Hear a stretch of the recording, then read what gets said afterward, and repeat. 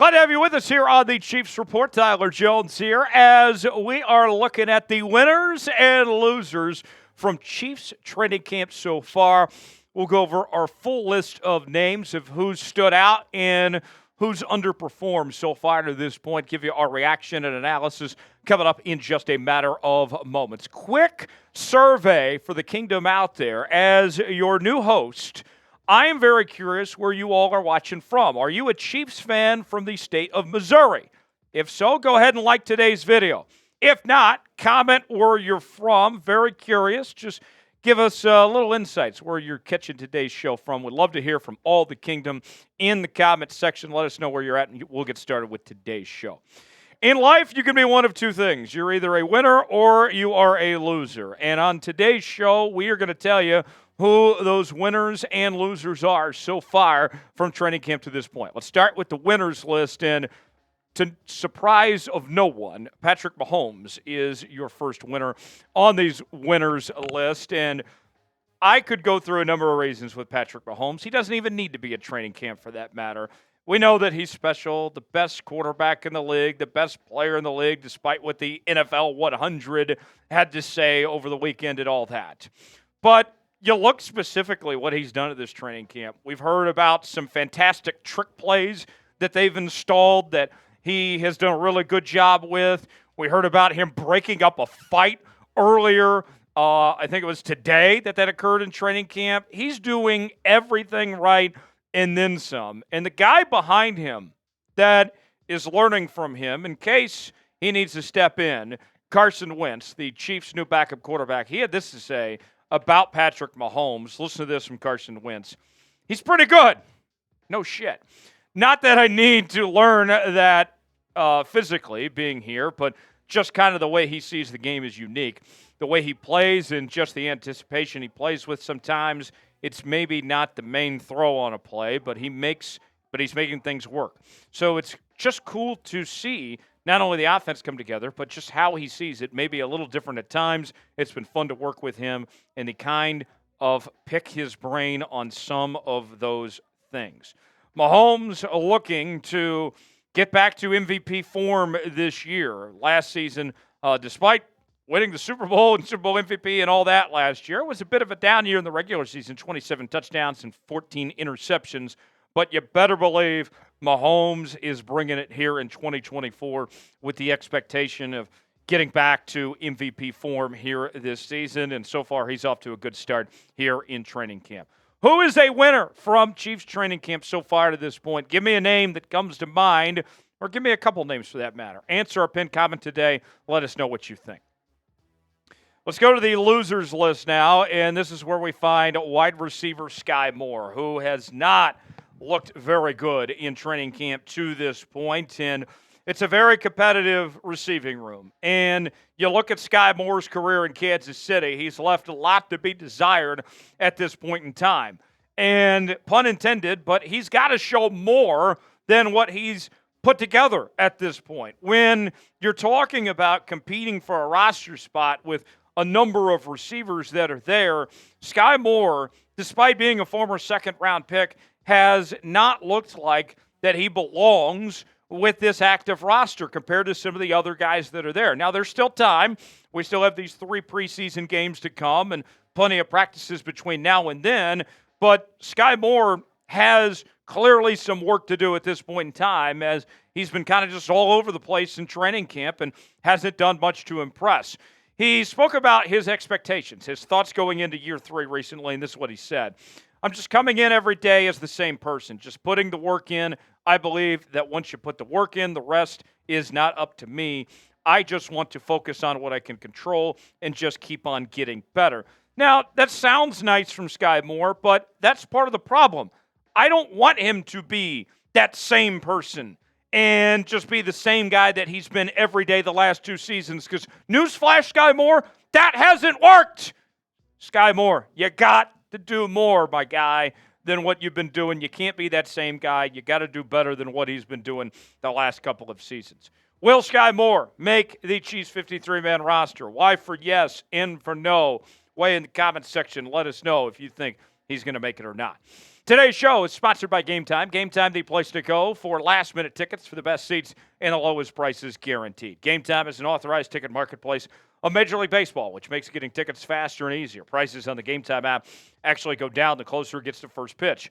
With killer last-minute deals, all-in prices, views from your seat, and their lowest price guarantee, Game Time takes the guesswork out of buying MLB tickets. Save up to 60% off buying last minute for sports, concerts, comedy shows, theater productions, and more. Maybe you're wanting to go to a Chiefs preseason game or a Kansas City Royals game. Whatever it may be, Game Time's got you covered. Choose the seat you want to see the game from. See if you like that seat or not. You get the visual. And then you're checking out with all major credit card providers, Apple Pay, Google Pay, Venmo. Very fast, simple, and easy, folks. Download the Game Time app, create an account, use code ChatSports for $20 off your first purchase. Terms apply. Again, create an account, redeem code CHATSPORTS for $20 off. Download Game Time today. Last-minute tickets, lowest prices guaranteed. The link is in the comments and the description of today's video. One wide receiver on the winners list is Xavier Worthy. And I got to say, shout out to the Buffalo Bills for what they've done to help out this Chiefs dynasty the last few seasons. We know about Mahomes. We know about McDuffie. And now Xavier Worthy as well, lighting it up in training camp. He has looked fantastic, showing off that speed, the fastest 40 time in the history of the NFL draft combine. While the Chiefs continue to build and find these key pieces, the Bills just keep taking L's as the Chiefs add players like this, impact players who are already going to be difference makers on this Chiefs team, as it would appear, based on what we've seen so far in the first couple of weeks of training camp. And he's impressed the guys on the defensive side of the ball. Trent McDuffie, one of the best corners in the NFL, had this to say about Xavier Worthy. Fast as hell, as everyone knows. The biggest thing for me, he's been catching the ball. You love to see it. Guy comes in here and want to run fast, want to run hard. But at the end of the day, it's catching the ball, and he is doing just that. Xavier Worthy, last season at the University of Texas, had a very good year with 75 catches for over 1,000 yards and 5 touchdowns, and he is going to be quite the vertical threat for this Chiefs offense here in 2024.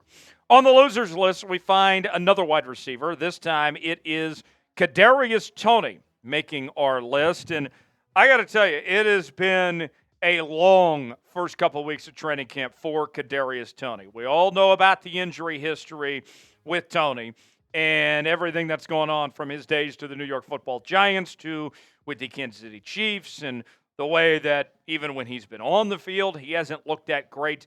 And now here he is in training camp, and he's had multiple injury issues while he's fighting for his football life, fighting with guys like Skyy and others to get one of those final roster spots on this Kansas City Chiefs team.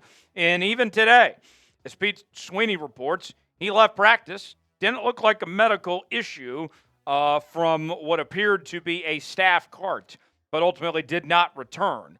And if you're Kadarius Tony here, I mean, I know that some of it is bad luck when it comes to the injury issues and all that, but it's put up or shut up time. The Chiefs need to see something out of Kadarius Tony, just like they need to see something out of Skyy Moore at this point in time. And he's just not been there. He had a few moments here in training camp here and there, but the consistency has been lacking, and he can't be a liability like what he was for the Kansas City Chiefs last year. So we'll see if Toney can turn it around, but right now not looking good. Back to the winners list we go. This is where we find Ked Humphrey at the center position, the best center in the National Football League. And in training camp, he's been taking some snaps at the guard position as well. And I'm not expecting Ked Humphrey to be moving to the guard spot at all. But there's a couple things that come to mind of him playing a little bit of the guard spot. One is positional flexibility in case there's an injury, whatever it may be, just to be able to potentially move around Ked Humphrey if you have to, if that's what it takes to make this team better. If circumstances present themselves, then you could potentially do that. But the other thing I look at, and the bigger of the two, is by him learning the guard position and how the pulling guard and all that stuff works. It kind of reminds me of Jason Kelsey with the Philadelphia Eagles. What Jason Kelsey did an incredible job of that made him one of the best centers of all time there in Philly was how he played the center position much like a guard, where he was able to pull out and be a big impact player when it came to the passing and run blocking game. And if Ked Humphrey can learn to play the center position like the guard spot, similar to Jason Kelsey, that adds a whole nother element to this Chiefs offense and continues to evolve his game. So to me, I love hearing that about Ked Humphrey. And Andy Reid had this to say, because there was questions about his snapping ability, as there was a couple issues last year. Andy Reid didn't seem concerned. He said Ked is a diligent player. He's a great player, so he'll take care of that. I'm not worried about that. He's a relentless player, and we'll get all of that taken care of. Humphrey had this to say in regards to playing the guard spot. When they originally asked me to do it, it was fun. It was a good time. Obviously, I'm more natural at center just because I've had a ton more reps at center, but it's fun, and having the ability to play wherever you need to, it's good. I had fun with it, and if they asked me to do it again, I'd do it again. But, yeah, it was fun, but I like center. Ked Humphrey has been fantastic since he entered the National Football League, as he's taken the Kansas City Chiefs higher throughout his time here in Kansas City. Last year was another solid year just all around, an overall grade of a 78.2, a run block grade of a 78.6, or a pass block grade, rather, a run block grade of a 77.5, and expect more to come from Ked Humphrey of another big year in 2023. If you're ready for the Kansas City Chiefs season to start, need you to subscribe to the channel. We're going to be live with a watch party coming up this weekend as we'll react to the first preseason game in real time. We'll continue to bring you our daily news and rumors. Anytime there's a move that the Chiefs make, whether it's a trade, free agent signing, whatever it is, breaking news, Q&A mailbags, live shows, and more, it's all right here on the Chiefs Report. Subscribe now for free, youtube.com/ChiefsTV for daily Chiefs coverage you won't find anywhere else. Last on our losers list is CEH. And I got to tell you, when it comes to CEH, this has been a very sad circumstance to see a former first-round pick that just never quite lived up to expectations, dealt with a lot of injuries and just inconsistent over the years. Came back to Kansas City, willing to accept that number 2 running back role. He wants to be here. He's called this place home. But he opened up this past week saying that he's been having some flare-ups with PTSD.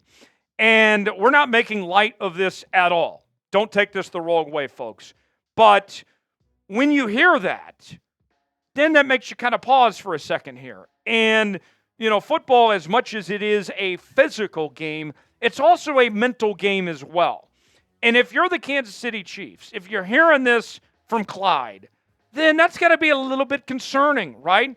It would be understandable if you're the Kansas City Chiefs and you feel like you need to look at other options. Is this going to be an obstacle that stands in this team's way of him dealing with this PTSD? I hope he gets the help he needs and that everything works out and that he's okay. But we would be remiss if we did not ask the question here on this program, is it going to get better before it gets worse? And I don't know about that. And I applaud Clyde for opening up and being honest about this. This is not a comfortable topic to talk about. Here's what he said on dealing with this PTSD. You get older and you realize no matter the age, no matter the person, no matter the situation, everyone needs help at some point. And it's just being able to step up and know this is the help I need or this is what I need to ask for. I'm probably the most level-headed and clear that I've probably been within the last 5 or 6 years. He also alluded to Travis Kelce being a big help, a big sounding board, if you will, as he goes through this. And you can see the on-field production just really hasn't been there for CEH in his time with the Kansas City Chiefs, but hopefully now's the time that he could potentially turn things around and get back on track. Who is a loser from Chiefs training camp? Give us a name that comes to mind. We've gone through a few. What do you guys think? Weigh in and let us know. Couple more on the winners list here for you. Let's go to Harrison Butker. Harrison Butker woke up this morning a lot richer man than he was yesterday, and it's been an eventful offseason for Harrison Butker. No ifs, ands, or buts about that when it comes to Butker, of everything that went on from the commencement address to the fallout afterwards and everything. But at the end of the day, the Chiefs got one of the best kickers in the entire NFL locked down on a new contract, making him a significant long-term piece for this Kansas City Chiefs team. And you paid him a good chunk of change, right? $25.6 million, $17.75 guaranteed. But his track record says he's worth all of that. As the second most accurate kicker in NFL history, only behind Justin Tucker, he's worthy of it. So for me, I look at it, and I know that some of you don't like what he said. Some of you love what he said, whatever it may be. But at the end of the day, from a business perspective, this made total sense for Kansas City to do this for Harrison Butker. And coming off the best season of his career, where he only missed 2 kicks, made every single extra point, you're going to have some close games. This is the National Football League, right? And with that said, you might have games that come down to a kick or two, and now you know for the next several years, you don't have to worry about that kicker position. You are feeling really good about where you stand going forward with Harrison Butker there leading the way. Last on our winners list, it's the king himself. Kingsley, of course, makes the list, and he has been fantastic in Chiefs training camp. He is the odds-on favorite to be the starting left tackle over Wanya Morris. And I got to tell you, I like what I've seen, and he is coming along nicely. And think about this. When you talk about the confidence and the trust in a guy like Kingsley here, it's not easy to ask a rookie to step in at the left tackle spot. And Andy Reid is not just going to hand that over to anybody. The fact that he is earning this, that he's on track to be that starting left tackle, that means he's doing a lot right, that he is on the right track to earn that starting position. And Big Red had this to say in regards to what he's done at training camp. He's working with those starters. He's doing a nice job there. He's working, number one, hard on things that we're trying to teach him. There are a lot of new things that he's learned, and he's playing aggressively and getting better every day. He's not taking steps back, which is important. He's getting to go against good players, which is important, and competing there. The numbers last year at the college level there at BYU in the Big 12 Conference weren't anything too earth-shattering. 67.5 overall grade by PFF, 2 sacks allowed. But the Chiefs like what they've seen. They feel optimistic. So with that, if Andy Reid approves, then I approve. Folks, thanks for joining us here on this edition of the Chiefs Report. If you enjoyed today's show, you're from the state of Missouri, like today's video, we certainly would appreciate it, and we'll see you next time.